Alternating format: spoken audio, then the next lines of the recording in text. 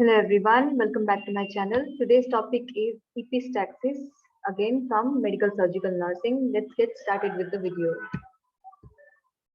Epistaxis is defined as a condition in which there is bleeding from the nose.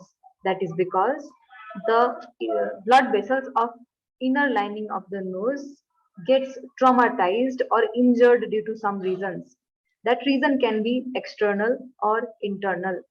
The bleeding, it can range from a small trickle to a strong flow, and the effects or consequences can range from a minor annoyance to life-threatening hemorrhage.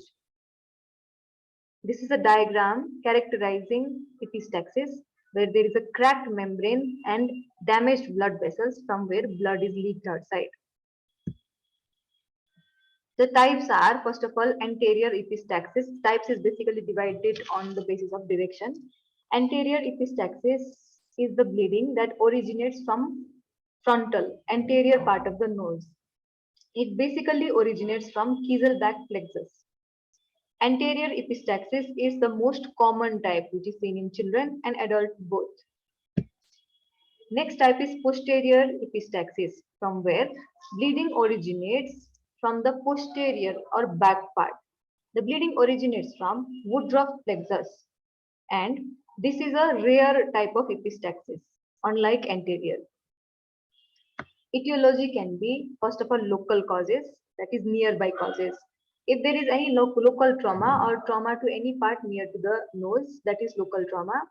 If there is any anatomical irregularity by birth, if there is any anatomical irregularity in the nose, that can be another etiology. If there is infection and inflammation, another etiology. Facial trauma, any kind of facial trauma, or nasal spray. Too much use of nasal spray can also be the reason of leakage of blood vessels. Also, nasal tumors can be etiology. After local causes, we have systematic causes, that is based on body system. That is high blood pressure, hypertension, vascular malformations, and bleeding disorders. In environmental causes, we have change in temperature or humidity or high altitude. In medicine, after the use of medicine like NSAID, anticoagulants, or anti-allergic medicine, epistaxis can occur. Also, cocaine and other drug abuse inhaled through the nose can cause epistaxis, whereas some clinical chemical irritants like cleaning chemicals, fuming chemicals, occupational exposure can be a etiology as well, and pregnancy. During pregnancy, there is high level of blood. Also, there is blood pressure rising to some extent during the third trimester of the pregnancy. So during that rise in blood pressure, there can be epistaxis in some women.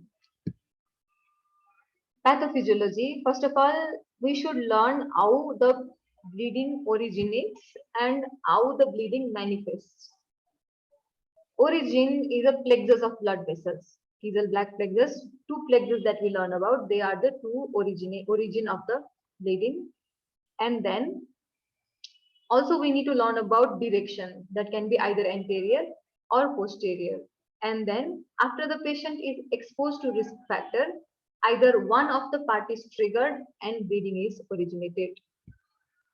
Clinical features can be bleeding from one or both nostrils, bleeding down the back of throat with spitting, coughing, or vomiting of blood, continuous or intermittent bleeding, hemoptysis or hematoemesis, shock in case of severe epistaxis.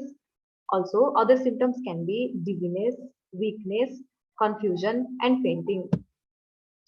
We can diagnose epistaxis through complete blood count so that we can have knowledge about the overall blood cells level in the body.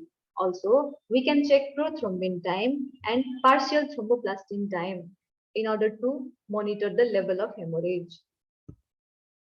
Prevention of epistaxis can be done by using a saline nasal spray or saline nose drops 2 to 3 times a day in each of the nostrils to keep the nasal passages moist.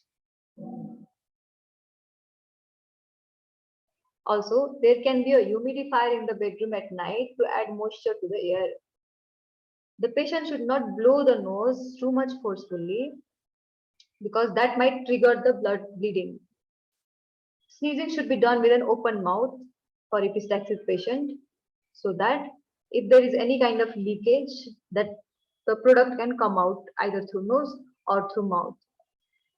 Keeping anything solid inside the nose or inserting anything solid should be avoided, including fingers. The use of medicine that can trigger bleeding like aspirin, ibuprofen should be limited. If the patient is a smoker, patient should quit smoking. Patient should wear protective headgear if the patient is involved in any sports activities or occupationally involved in any activity that might cause injury. If there is a children who is a sufferer at home, the children should fingernails should be kept short, so that if the child tries to put the finger inside the nose, then there will be less chances of injury. Us having a sharp pointed nails can increase the chances of injury. There is an immediate treatment. Immediate treatment helps us to control the bleeding then and there. First of all, patient's position should be changed. If there is any other position patient is lying in or standing, patient should be advised to sit upright and lean the body and head slightly forward. This will control the bleeding towards outer part of the body. Otherwise, if the patient bends backward, then the same blood can enter inside the body. After leaning forward, patient should be asked to breathe through mouth, and a tissue or a clean cloth can be used to absorb the blood from outside. Also, fingers, the thumb and index finger should be used to pinch the nose. After pinching the soft part of the nose, what happens is that will provide pressure to the blood vessels in order to control the bleeding. The pinching should be continued for at least 5 minutes so that bleeding will be completely stopped. And after that, if patient is comfortable, ice massage can be done at that part. That will slow down the process of hemorrhage or bleeding. After bleeding stops, the patient should not be immediately allowed to bend over. Position should be maintained. Patient should be taken to hospital immediately if the bleeding is not stopped, if the bleeding is rapid, if there is difficulty in breathing, if there is vomiting, emesis, or if the nosebleed occurs after a head injury or any kind of trauma, then the patient should be taken to hospital immediately. In management, we have nasal packing. Gauze is used to pack the nose. So gauze is left for 24 to 48 hours in order to absorb the blood.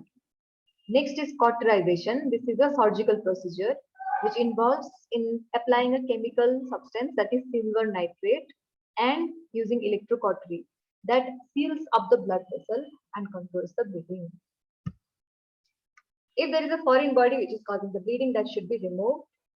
If there is a broken nose or a deviated nasal septum, that should be surgically repaired. Also, ligation can be done if the blood vessel is tight, then there will be no further bleeding. So ligation can be done.